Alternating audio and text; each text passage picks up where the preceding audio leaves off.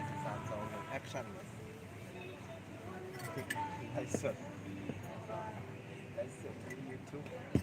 ที่เขาเป็นยูทูบเบอร์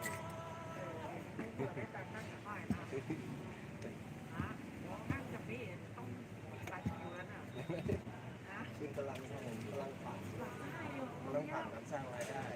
แต่ยังไม่ได้ยินกันก่อนจะได้บัตรคิวเนี่ย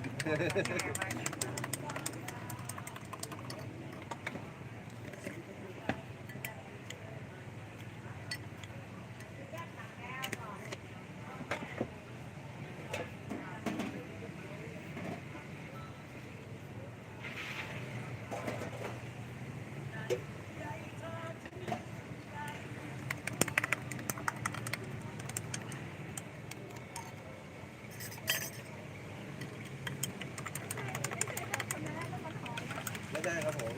ผมได้ผัดเองถ้าผัดเองนั้นไม่มีหลุด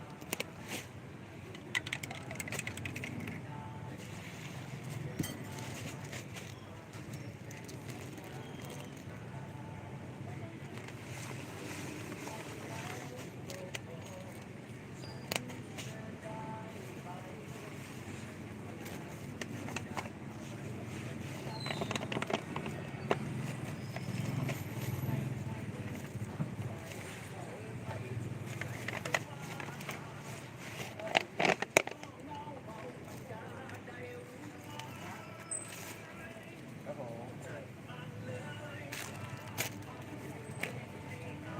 ขอบคุณครับไม่